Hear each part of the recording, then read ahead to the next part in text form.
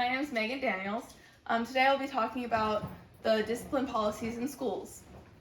Everyone has an image of the troublemakers in school. Maybe you're reminded of a certain kid from your own school days, or maybe you think of the stereotypically bad kid and that's portrayed on television. Either way, you see them, getting in trouble, going to the principal's office. There are numerous different discipline policies that vary between schools, but one that has come under fire is the zero tolerance safety policy. That name is basically what it is, or what it's supposed to be. Zero tolerance for actions that are deemed unsafe. The University of Maryland defines it as specific and generally serious responses, such as suspension or expulsion, for certain types of student misconduct. These kinds of policies are supposed to equalize and make sure that everyone is getting the same education, everyone is being treated the same when it comes to discipline. But in actuality, these policies are considered controversial because they are increasing the disparities between how discipline is applied to students because of how it is enforced. I chose this topic originally after seeing these discipline policies in action at my high school, but I have also done a lot of research for the speech and throughout my semester because this is my capstone theme. And the only thing that's really clear is that there's not a clear answer. There's not a perfect solution for how to discipline children in schools. All we can do is our best of what we know and what we've learned so far. I believe that policies like these can be unfair, but also it's necessary to discipline in schools and keep everyone safe. So it's very hard to find the very best option. And so I'm just going to kind of present to you kind of what I've found in my research and what I think, and then we can open it up and discuss some topics based off of what I've said. These policies are not super effective in making schools safer from what we've seen, and often they have unintended consequences for the students. Bad behavior with these policies has not decreased in schools as individuals often do not report incidents in fear of students getting in serious trouble. They don't want to be considered a tattletale, or they don't want the students to be suspended over one minor infraction because of these policies. There's actually a direct correlation between these policies and students' futures. Students suspended even once are more likely to drop out at a rate as high as 5 times. So if you're suspended once, you're 5 times more likely to drop out of high school. This is most likely due to the illusory truth effect, which is basically when you're told something a bunch of times, you start to believe it yourself. If you're told that you're a bad kid and you get suspended once and you just keep being told that you're a troublemaker, you're going to start to believe that yourself and you're going to start to act out because that's what you're believing about yourself. And it doesn't stop the disruptive behavior in schools. We just see it. We're just trying to remove this behavior from the classroom instead of actually stop it and actually help these kids. These policies also disproportionately affect minorities because of how they are enforced. Minorities are more likely to be reported and receive harsher consequences. The U.S. Department of Education actually said that Black students are 4 times more likely to be suspended than their white counterparts. And these policies that say that suspension is the only response to certain actions just reinforce that and increase the rates of suspension. While I see that zero tolerance policies can be controversial based off of what I said, they are based on some good, on trying to keep schools safe and students safe. School is supposed to be a safe place for education. So zero tolerance policies uphold that moral obligation that we have to these kids to make sure they get, they have a safe place to learn. These zero tolerance policies are seen as a stance against violence in schools. A professor at Scranton, Susan Mendez, argues that thinking something is morally wrong implies thinking it is right to prevent it. So, we all believe that, fighting is wrong, drugs are wrong, all that things. So, we're trying our very best to prevent it. We're trying to teach these kids at our school that what is right from wrong. But a lot of these zero tolerance policies, we are teaching intolerance. We're teaching, you make one mistake and that's it for you. You get kicked out. And that's what a lot of these policies are teaching our kids. While policies like this can be traced back to the public punishment of Rome and Greece, they became increasingly popular with the increase of school violence, like school shootings, and the prevalence of law enforcement in schools these days. The police in our school system to keep our students safe also increases the idea of a school to prison pipeline, where these kids that are getting in trouble at school, maybe they are late to class, they get tardies, and then from there they get suspension, stuff like that. They start getting in fights. They go straight from school into prison. They graduate school, they start getting in more trouble, and then they end up in prison. And we are really trying to stop that at the school level. We're trying to, intervene and, help these kids before it gets to that point. And a lot of these policies, it's not aimed at helping the kids, it's aimed at just getting the disruptive behavior out of the classroom. From the beginning of this school policy, people have been trying their very best to make students safer. Obviously, that is the goal in all school discipline policies. School is one of the most important social and moral institutions, and I think for years it's been a little bit overlooked at some of the reform that it needs. A lot of our policies date back to the 90s, and we haven't really updated them since then. There are some alternative policies that have been recommended and proven more successful, but the issue with those is that they require a lot more resources, but they have been proven successful. A study that was published by Reyes Rodriguez, School to Prison Pipeline, by the Houston Law Review, basically said that they found an 82% decrease in expulsions, and the number of fights declined from 36 the first year, 24 the following, and 7 the next fall. So there are some ways to intervene and help, but the issue with that is these schools don't have the budget or the manpower to accomplish a lot of these alternative policies.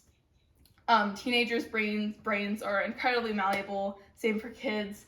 They're easily peer pressured, they're around their friends, the social influence around them is incredibly important. And that argument is kind of the basis behind all of this. We are trying to get these kids that are deemed as, dangerous or bad out of the classroom so that, they're not pressuring or being a negative influence on their peers. But a lot of people use that argument in the opposite way, where, if these kids are staying in the classroom, with the good students around them, perhaps the good students would be a positive influence on each other as well. So, I know I just said a lot of information at you. We're going to start kind of the discussion portion. I have a few questions that if you guys have anything you want to say or based off of what I just said, and I'll try and facilitate and say it as much as I can. So do you guys think that schools are doing enough to keep kids in the classroom?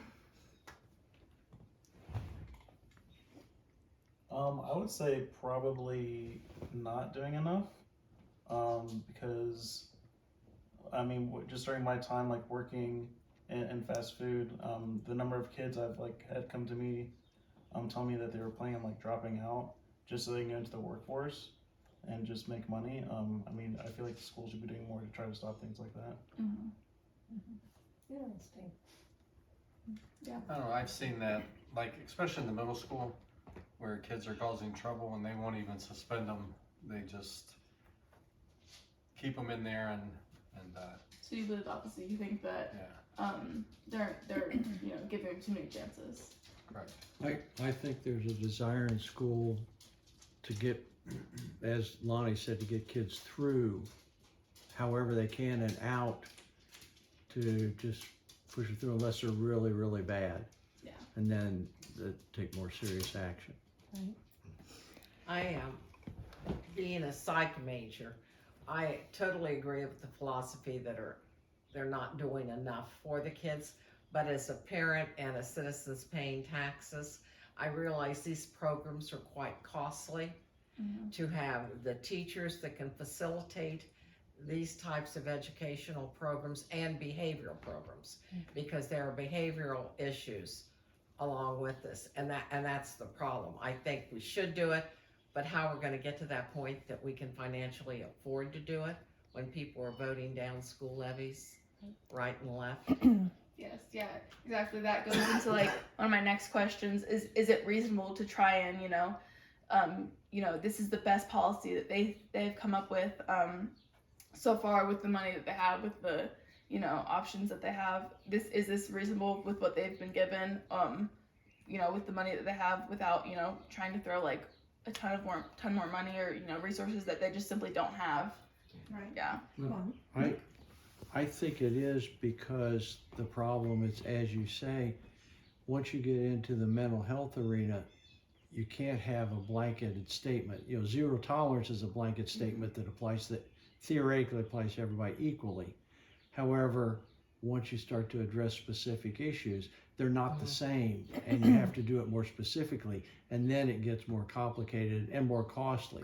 Right. So, and that very few people are qualified in a school system to address those issues. Right. Well, unfortunately, the root cause is coming from the home. So it's a parent issue a lot of times. I mean, I know that sometimes you can have wonderful parents with just, a child that has issues, emotional, mental issues, but I think a lot of the behavioral problems are because there's not good discipline within the home. So how can a school correct that? Yes. It's true. Do you guys think that students do better in schools with these stricter policies, or do you think students will do better in schools with more emotional-based policies? And do better is subjective to what you think. Do you think doing better is, better test scores, or do you think doing better is,